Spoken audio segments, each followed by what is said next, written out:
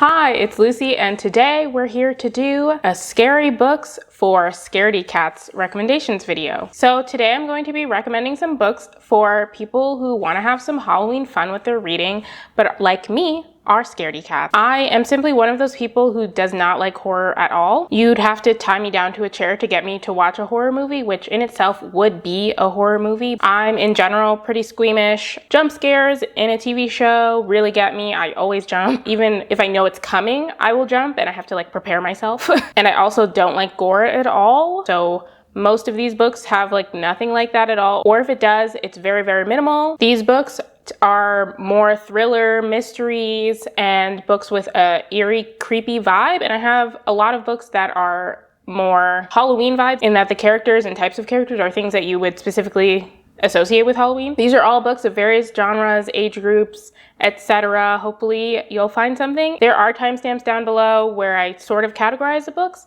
so you can jump around if you want to or have a specific category you're looking to read. I also will have links down below so you can purchase these books if you wish to support me in that way. I do get like a little kickback if you buy from the links down below. Yeah, that would be really nice of you. And if you've been on my channel for a while, you know that I'm unemployed, so. First, we have like some middle grade / children's book. The first book I want to talk to you all about is a like children's picture book, which is not something I normally read, but I got this when I went to Dragon Con, which hopefully you'll see a vlog about eventually, or a vlog where I talk about it eventually. This is like an indie published or self-published book, I think, and it is called Through the Invisible World. And it is a story path adventure, which the idea here is that there's illustrations that you can hopefully see, that you can then follow the main character as she's like going through the story through the images. So you can see like here she's going down these steps and you can just kind of like see her progression, and that's kind of how you read the story. And there's little paragraphs in the beginning to tell you like where you are in this story, in this world. And in this book we follow a girl as she travels through a kind of dream verse, and she gets to see various parts and areas of the dream verse. And the reason I thought it was good for this recommendations video is because obviously it has like, you know, a darker aesthetic, and literally the colors are darker, and a lot of the places do have like a Halloween vibe. There's like specifically a witch town. The first page I showed you was like the Shadowlands. There's skeletons, there's like a frog wizard, and like cool creatures like that. So if you're in the market for picture books or you just want a cool book to look at, I would recommend it. Next, we're on to a middle grade book, The Graveyard Book by Neil Gaiman. I'm sure you've heard of this. Neil Gaiman is an incredibly famous, popular author who has now had 2 books, I think, turned into like TV shows. And, you know, before that he was incredibly successful. But if he wasn't on your radar before and you didn't think you would be interested in one of his books, I'd like to recommend this to you. The Graveyard Book is my favorite Neil Gaiman book. This follows a boy named Nobody Owens, called Bod by his friends, who, when he was just a baby, managed to escape into a graveyard after his entire family was murdered by a man called Jack. We follow his adventures and misadventures as he grows up in a graveyard, raised by ghosts and meeting various supernatural beings, and also just having the misadventures of being a young boy. But all the while in the background, the man Jack is waiting for his chance to finish what he started all those years ago. I just really enjoyed this book. It is like not really slice of life, but the chapters are each a little slice of Bod's life as he's growing up, and we get to see his little adventures that he goes on in the graveyard and outside of the graveyard. And obviously a book set in a graveyard feels really perfect for Halloween. We have a whole host of characters. Like I said, he's raised by ghosts and there's other supernatural beings there. It's just like fun callbacks to certain creatures and things. I don't remember there being any gore in this book. Since it's a middle grade, it's not too scary. It does obviously start with a triple homicide because both of Bod's parents and his older sister are murdered. But we don't see that. Obviously, we just know it happened. And the darkest part about it is really the eerie tone.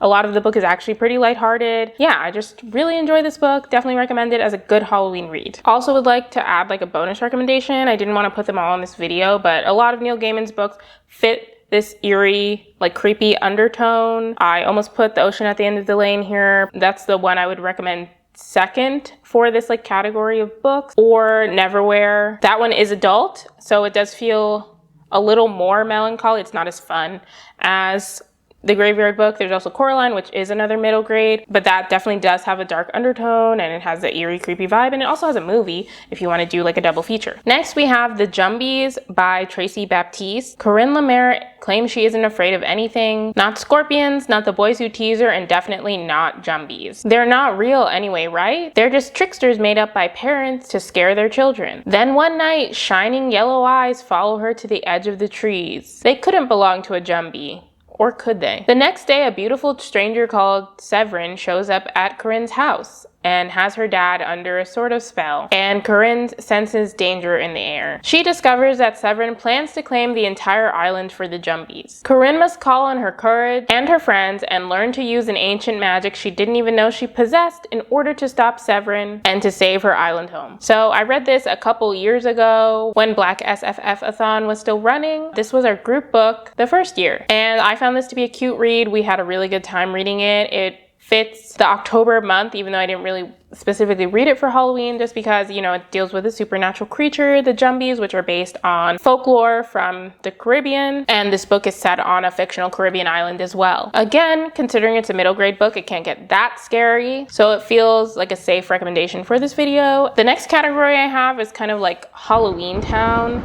The Graveyard Book probably could have fit here also, but these are books that give a Halloweentown vibe with like creepy creatures that are just regarded as normal. We have Welcome to Night Vale by Joseph Fink and Jeffrey Craner. This is the first book in a series based on a podcast of the same name that details the happenings of a small town called Night Vale, where ghosts, angels, and government conspiracies are all commonplace parts of everyday life. So the podcast Welcome to Night Vale is actually a radio show that kind of details all that, and this is a book based off the town but not necessarily the podcast. So we follow two women who live in Night Vale. 19-year-old pawn shop owner Jackie Fierro, who's given a paper marked King City by a mysterious man in a tan jacket holding a deerskin suitcase, and Night Vale PTA treasurer Diane Creighton, who has started to see her son's father everywhere, and he looks the same as when he originally left years earlier when they were teenagers. At the same time, her teenage shapeshifter son has started to become more interested in his estranged father, so Diane takes it upon herself to figure out what's going on and see if she can repair the relationship between her son and his father. This leads her to also find the words King City, and that's what causes these two women's stories to intersect.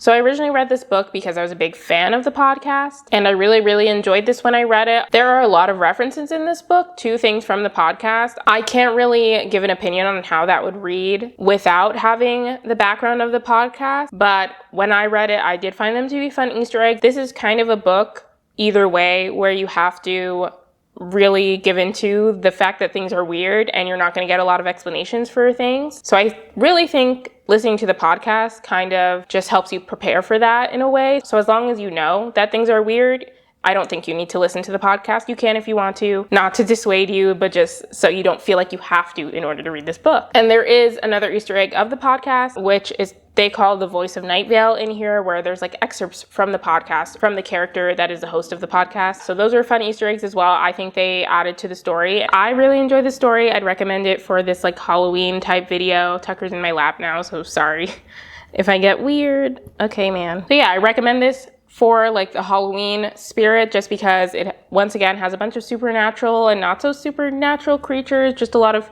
random things that happen. Like I mentioned in the synopsis, Jackie's son is a shapeshifter, so multiple times he's just like random things. He'll be like a horde of bees. He'll be like a spider or just something with like multiple legs, not necessarily a spider. And like it's played off kind of like a joke. Oh, it's because he's a teenager with angst. You know, this is like puberty.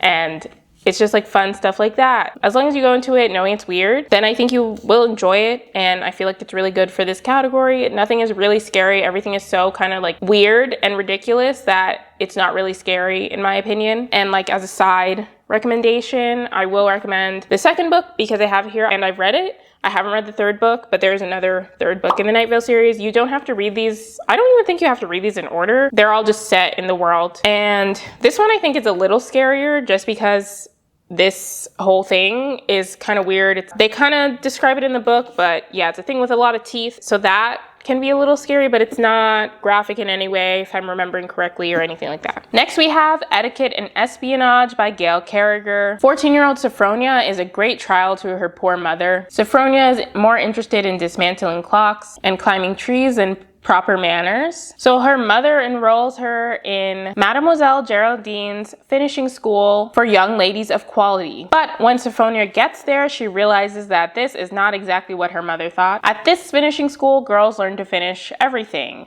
Not just dance, dress, and etiquette, but also how to deal out death, diversion, and espionage. So I believe this is a prequel series for Gail Carriger's other series, The Paracel Protectorate. I've never read that series, so I cannot speak on it. I enjoyed reading this book without reading that other series. I didn't feel like I was missing anything. This obviously is the first book in the series, but you could read it as a standalone if you wanted, like if you're really engaged in the mystery. This is a YA book that's kind of like a steampunk series. The most steampunky about it is there's obviously like steam power, and the school is on a dirigible, I think it's called, like a hot air balloon basically, that can, you know, fly up in the air. And the Halloween-y vibes are that there are a lot of supernatural creatures that I think come from that other series, but there are vampires and werewolves and I think a few others that make appearances. They're not a huge focus in this first book, but they're there and like they kind of add to that Halloweentown world building that I was talking about. So yeah. Okay, the next and last category, which is also the largest, is just straight up mysteries.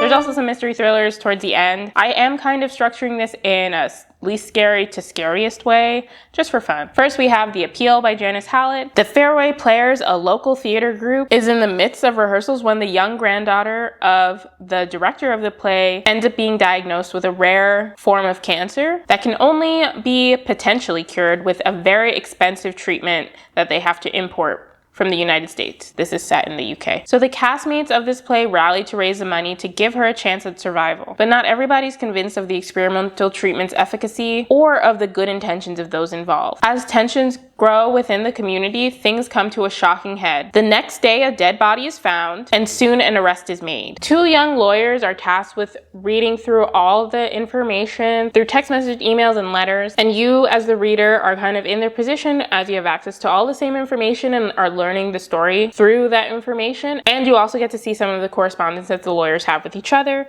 And yeah, you just get to find out the mystery, solve the mystery. In the beginning of the book, you don't know anything. You don't know who was murdered. You don't know who murdered them.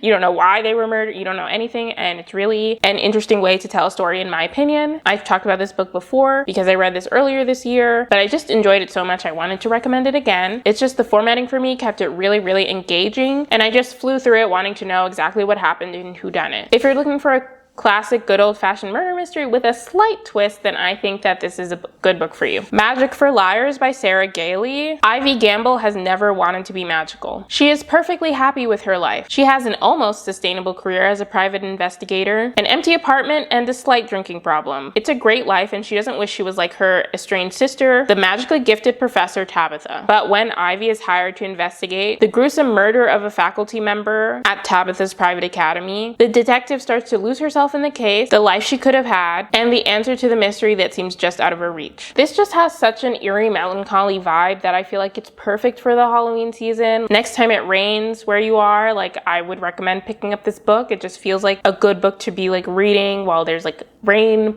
like a thunderstorm outside, you know, the lights are dim. It just has that kind of vibe. And it taking place at a magical school definitely puts the vibe over the top. The magical school is definitely more of like a backdrop than anything else, so keep that in mind. Our main character doesn't have any magic, and, you know, throughout her life has like shown little interest in magic, so there's not a whole lot of explanation of the magic system or anything like that. And this is definitely more of a character study about Ivy and her relationship with her estranged sister and her relationship with herself. The one warning I will give for this is that the actual murder is gruesome. Like, you don't see it happen, but just what happened is gruesome. I don't want to like spoil it. It's like a very like small part of the story actually. So I would still read it if you're like me and you don't like super gory things. Like, it's not described in any kind of gratuitous way or anything like that. And it's very small. I think I'm overblowing it the way I'm describing it actually. So just Keep that in mind. The Conductors by Nicole Glover. This book follows Hetty Rhodes, who as a conductor on the Underground Railroad, helped usher dozens of people north with her wits and her magic. Now that the Civil War is over, Betty and her husband Benji have settled in Philadelphia, solving murders and mysteries that the white authorities won't touch. When they find one of their friends slain in an alley, Hetty and Benji bury the body and set off to find answers. But the secrets and intricate lies of the elites of Black Philadelphia only serve to dredge up more questions. To solve this mystery, they will have to face ugly truths not only about the people around them, but about each other as well. So this is like kind of more of a straight up murder mystery. The true scary parts of this are obviously the racism. I thought the magic system was really, really interesting, as there are two different ones for white people and Black people. White people do something with wands, which Black people are not allowed to touch or have. And Black people do a kind of celestial magic involving the use of sigils drawn in the air or in various objects. Not every Black person is a magic user, hence why Hetty and Benji are so important. The scary part of this is obviously the racism. This is set right after the Civil War, and there are several flashbacks to before the Civil War and while Hetty and Benji were still acting as conductors on the Underground Railroad. So that part is definitely kind of, I wouldn't say scary, but you know, can be harrowing to read because there is a lot of physical and emotional violence. And also the other instances of racism that didn't have to do with the use of magic, because racism bad. Didn't know if you needed me to say that. Even though I Knew the End by C.L. Polk, we follow a woman who's a magical detective with a secret. She sold her soul and her due date is coming up. However, she ends up getting one more chance when a demon offers her the deal of her life. She can have her soul back if she can find the notorious serial killer, the White City Killer, within 3 days. So I'm recommending this for the vibes. Everything about this I feel like is perfect for Halloween-y vibes. We're dealing with demons, souls, fallen angels, real angels. How much more Halloween can we get? And this is a really engaging story and it goes by pretty quick. This features a women-loving women love story as well. So I feel like this is the perfect book for you to be reading while you're handing out candy on Halloween night. Truly Devious by Maureen Johnson. This is the first in a mystery series where we follow Stevie Bell, a true crime aficionado who was accepted into the illustrious Ellingham Academy, with her ambitious plan to solve the Truly Devious case. Ellingham Academy is an elite school founded by a early 20th century tycoon, Albert Ellingham, in order to have a place to bring together the brightest thinkers, inventors, and artists. However, shortly after the opening of the school, his wife and daughter were kidnapped, with the only real clue being a letter signed with Truly Devious, hence the name of the case. Now, present day, Stevie Bell wants to solve it, but when she gets to the school, someone else is murdered, and it seems like Truly Devious has made a return, and it's up to Stevie to solve it. This is another really engaging mystery. This is maybe the most, I don't want to say it's the most engaging mystery. It's just like a really good mystery to eat up. This is YA again. I haven't really been mentioning books that are YA and adult. This does have scenes that will keep you on your toes and like keep you in suspense. This has various chapters in the past as well of like what happened during the Truly Devious case. So that also keeps you engaged because you do get to see it like unfold in like real time as Stevie is trying to work out what's going on.